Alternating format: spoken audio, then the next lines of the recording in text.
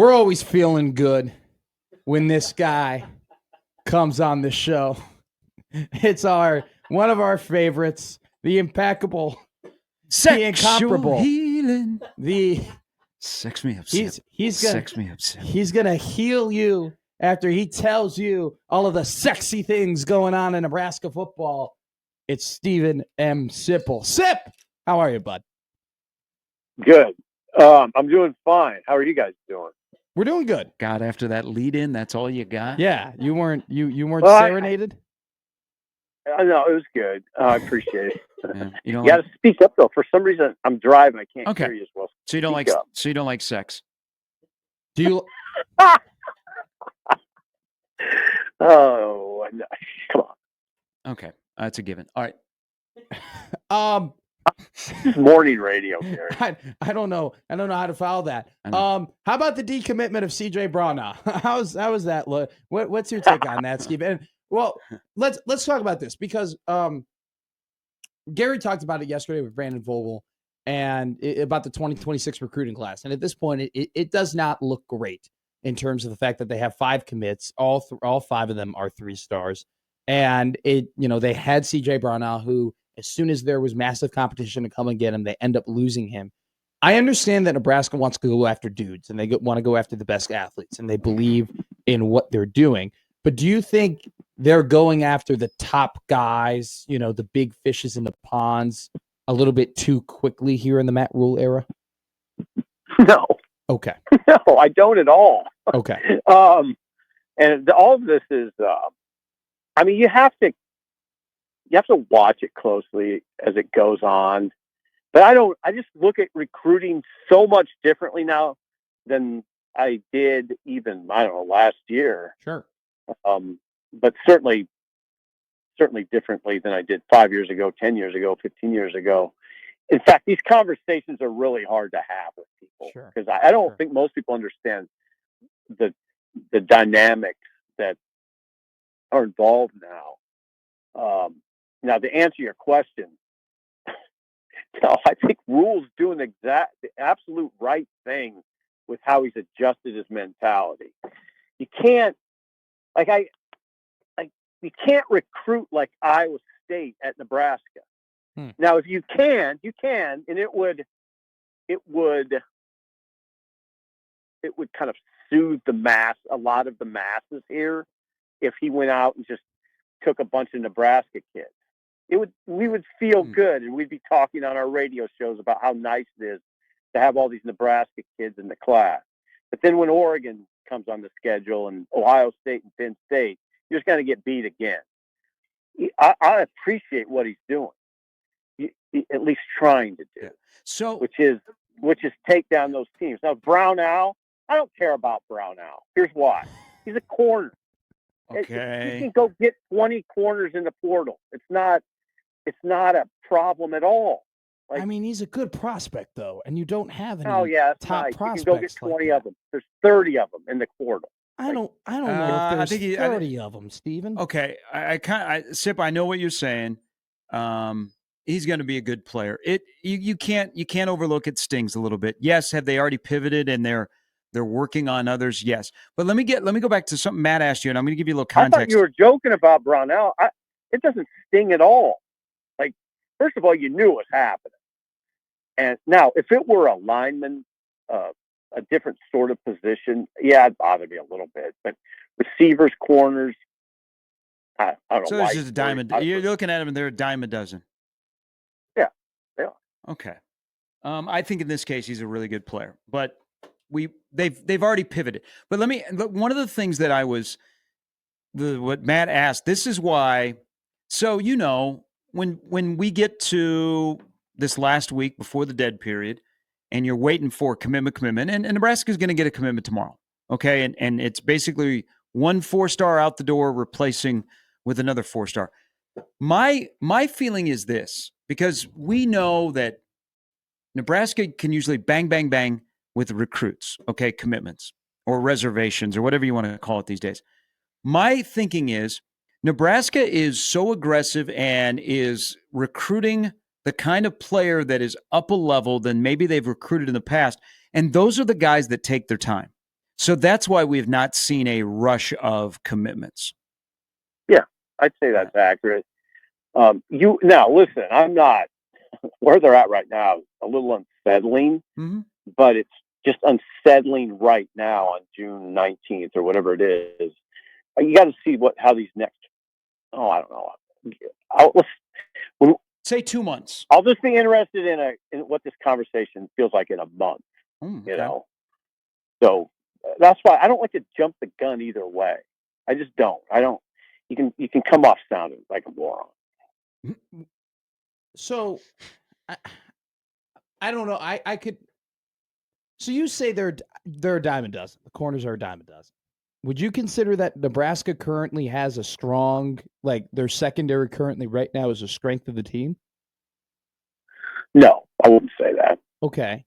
So then why would you say it isn't a strength of the team if there are a lot of talented corners out there that they can easily get? Is it just they haven't prioritized it yet?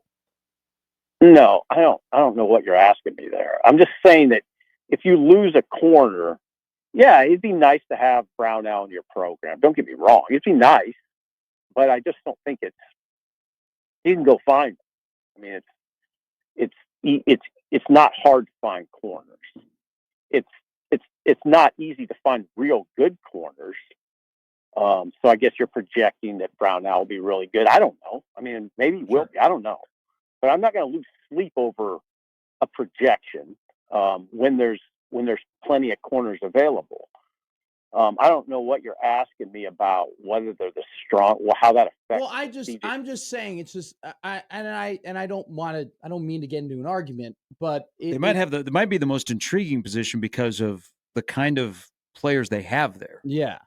But the reason I ask is that it's kind of the thinking of like, well, if the corners are a dime a dozen in the portal, we should think that, okay, Nebraska has a really strong secondary, right? They do. They have a lot of good corners in that program right now. The guys that are going to start are really good. Sierra Wright's a good corner. Andrew Marshall's going to come in and probably start and be good. You have Bly Hill. You have Amari Sanders. You have Donovan Jones. They're in good shape at corner. Yeah, they have young corners. They have old corners. I'm not looking at C.J. Brownell as a guy that's like nobody's losing sleep over it. Okay. I mean, yeah, that's fine. I'm on. I wanted to press you a little bit there with it, but I think you make some good points. You make really good points there. Why can't the SEC and the Big Ten get along? Are we gonna get a truce, or are we gonna get Greg Sankey rolls in for the College World Series into our territory and stomps on the Big Ten? I don't know what Sankey's deal is, except I increasingly look at him as a villain. When I think of the problems in college football, I do this unfairly, but I think of Sankey most of the time. And why? Because it's unfair because he's just doing his job. He looks after his constituents and doesn't think about the big picture. And in fact, now thumbs his nose at the big picture. Like he'll say, don't preach at me about what's the best for college football. He doesn't care what's best for college football. I don't know who cares about what's best for college football. I don't know that anybody cares what's good for college football. It doesn't seem like it. Like I don't even know that media cares what's good. It's always about what's best for you or what's best for your market or your conference. But it's over. I mean, we're not going to see college football like it used to be. You just got to adjust to this sort of new look. And I thought Joe Moglia said it best. Tom Chattel was one of the best quotes I've heard in months. He said, "College football it's professional sports run by amateurs," and that's what it is. It's a great quote. That's the sort of the essence of what we deal with. It's not only run by amateurs; it's run by amateurs with self-interest, and that have a hard time looking beyond that. And they're not really paid to do it, and they don't, and they won't. So this is what we're going to keep getting these squabbles, these sort of all these different people heading in different directions, and that's it. I mean, we just got to. when the games start, a lot of this will subside and we'll have fun. Hey, let me one quick thing. I'm glad you brought up Joe because I've seen him a couple of times. We've interviewed him a couple of times. Matt has gotten to know his story. Was there ever a discussion? Again, this is a side, and we'll get back to what we really want to ask you. Was there ever a discussion about when he went to join Bo, because he stepped down as the CEO at TD Ameritrade and then went to Nebraska to work as, I guess his title was executive advisor. Did Bo ever think about putting Joe on the field as a coach? Do you know that? You know what? I remember the period very well. It never seemed like it was a serious discussion to do that. That's my answer. It could have been, but it was never, he never brought it up. Bo never brought it up to me. I don't think it was. Okay. I don't think it was ever a serious discussion.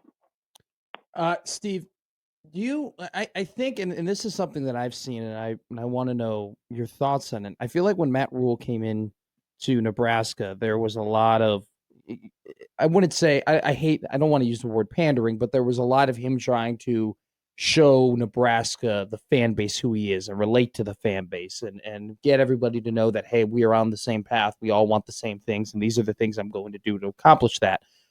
But I feel like there's been a shift from trying to relate to the fans to, I think he's just confident. He just looks and just acts and talks more confident now because I just think he really thinks that he has a good team. Have you seen that shift as well? Yeah. That's an interesting way to put it. I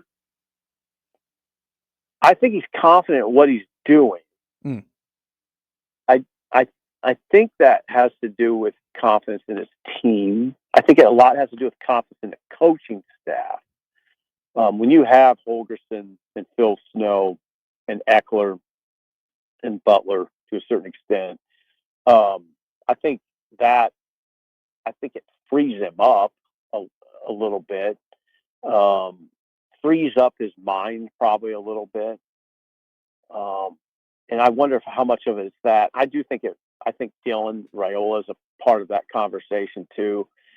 I don't think we acknowledge around here enough how, Dylan eases a lot of pressure on people just because he's so smart. You don't have to worry about Dylan. You don't have to worry about him being ready from a game plan standpoint, being ready for a practice, having his everything in order. So some of it's that. I hope you're right about he's really confident with the team.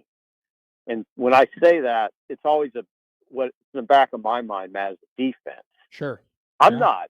I'd be surprised, I guess, if he just has unyielding confidence in the defense. And then he just thinks we're sitting on something here that's special. Now, I hope that's what it is, but I guess it would surprise me based on what I've seen.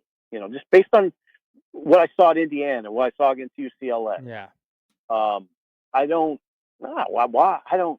So maybe it's that. I do think offensively there's a lot of potential, and I think the big story will be special teams. I think that we'll see a significant turnaround, and that'll help matters a lot. I think it'll be one of those things where we're watching it, going, "Oh God, this is what special. This is what it should look like."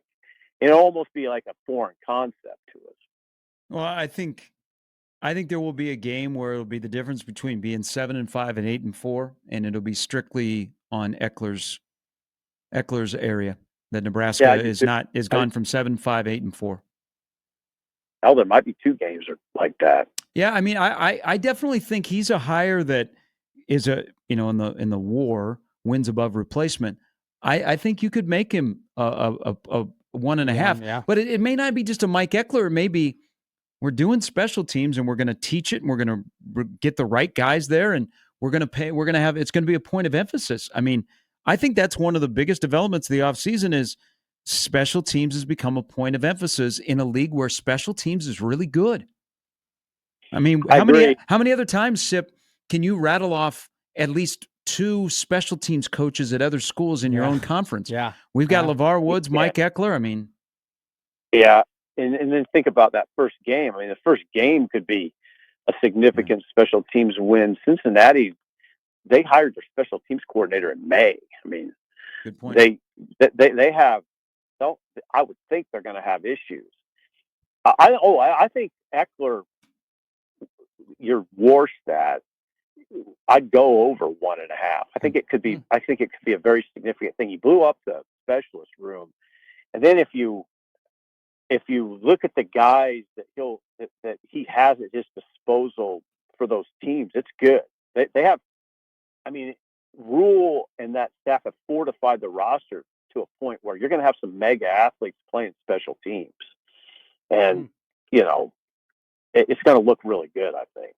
Steve Sipple of Husker Online and 93.7 The Ticket. Steve, will get you out on this. I look at this roster, and I don't think there's like an overwhelming strength of like, hey, this part of this team is for sure better than anybody else. But I also don't look at the roster and say, man, they're going to be in a lot of trouble in these specific areas. Is that a good thing or a bad thing? That's a good question. I don't know. I wish I'm not going to do this thing where I get on this soapbox, but I wish we were looking at a couple players where we're pay to see guys, Sure. like where we're talking about it, Levante David or Amir Abdullah. I don't see that over there right now. Maybe Vincent Shavers becomes that guy. Maybe McGahee becomes that guy. Maybe Deshaun McCullough is that guy. We just don't really know it. If somebody would pop like that, it'd be great.